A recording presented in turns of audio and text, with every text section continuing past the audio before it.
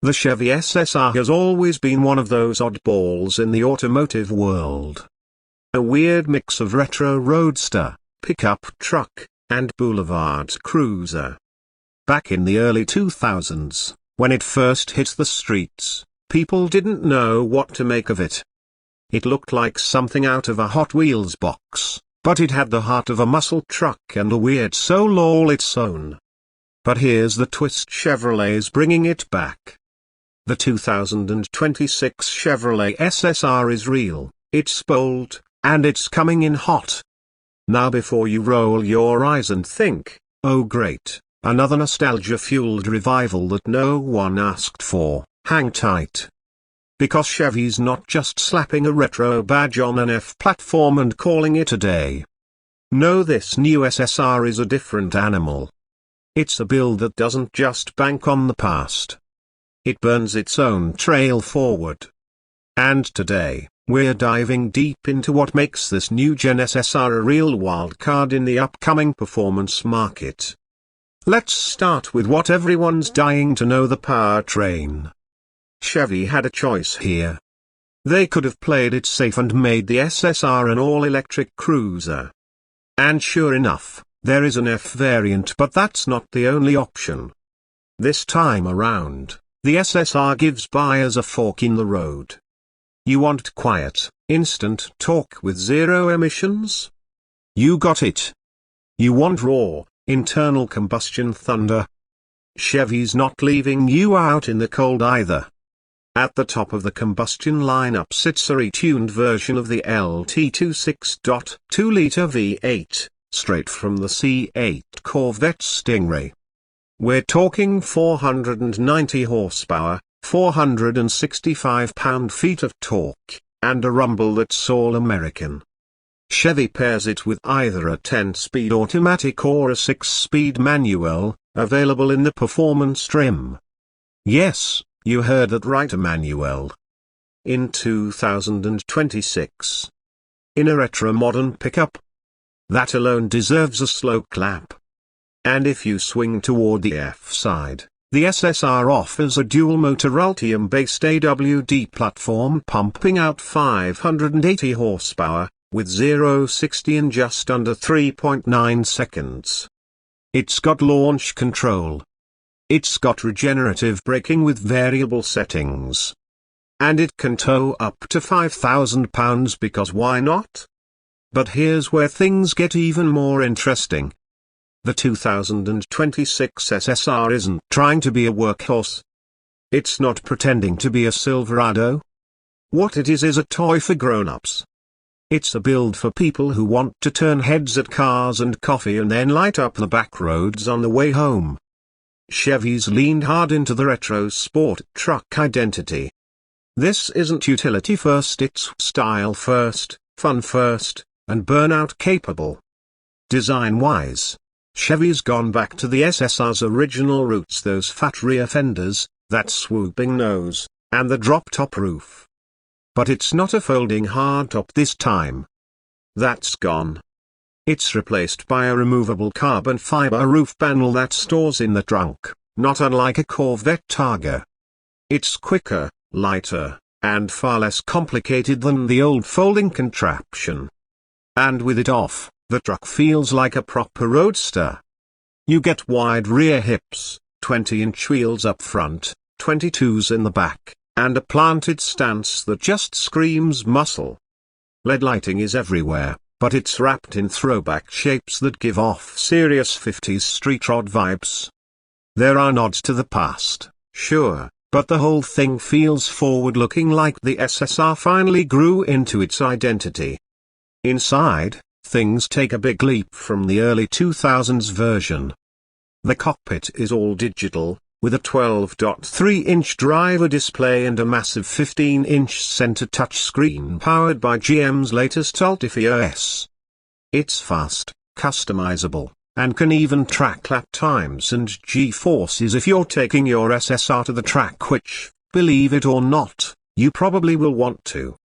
There's a built-in performance app, too, that lets you tune throttle response, steering weight, and even the simulated exhaust tone on the F variant. And yes, Chevy kept the SSR's signature waterfall center console. It's more sculpted now, wrapped in carbon or brushed aluminium depending on your trim, but it anchors the whole interior in that hot rod legacy. The seats are sporty buckets with aggressive bolstering. And there's decent storage in the rear bed, which has been reimagined as more of a trunk space with weatherproof cargo bins, integrated rails, and an optional tailgate audio system that turns the SSR into a party on wheels. Let's talk trim levels, because this is where Chevy's playing smart. The base SSR comes in at just under $49,000, and it's already well equipped. But the real juice comes from the RSR, Retro Sport Rally, and SSRR, Race, trims. The RSR is your street-focused flavor V8 or dual-motor F, magnetic ride control, sport exhaust, and optional wide-body package.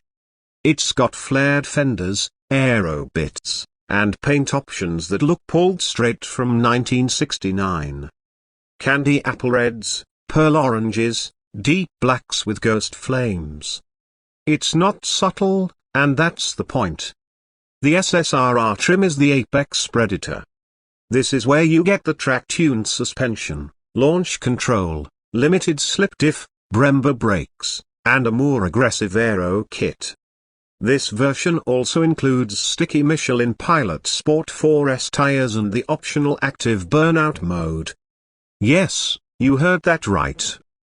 Chevy built in a burnout setting. Hold down the traction button, stab the throttle, and the SSRR will roast tires like it's auditioning for a Fast Furious reboot. But here's where it gets really build and burn worthy. Chevy knows this is going to be a tuner's playground. So they're offering the SSR Builder Package, a bare bones trim with no rear bed panels, no paint, and a simplified dash. It's basically a platform. You get the chassis, drivetrain, and interior essentials, and the rest is up to you. It's aimed squarely at custom shops and DIY builders.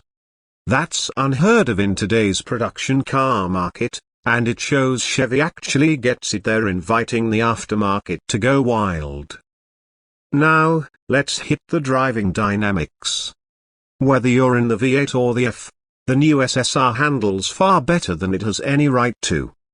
Chevy built this thing on a modified version of the Alpha platform, the same bones as the Camaro and Cadillac CT4V. That means it's rear-wheel drive, or dual-motor AWD, low to the ground, with nearly 50-50 weight distribution on the gas model. It's nimble, it's responsive, and it doesn't wallow in corners like the original did. The V8 model feels raw and mechanical: light clutch, short throw shifter, tight steering. It's got character. The F model, by contrast, is laser precise. That instant torque makes it feel like a rocket ship in a truck's body. No lag, no drama, just face-melting acceleration. But the cool part? Both versions feel like they belong. You're not sacrificing identity by picking one over the other. They're just two very different takes on the same badass concept. So what's the downside? Well, practicality is still low.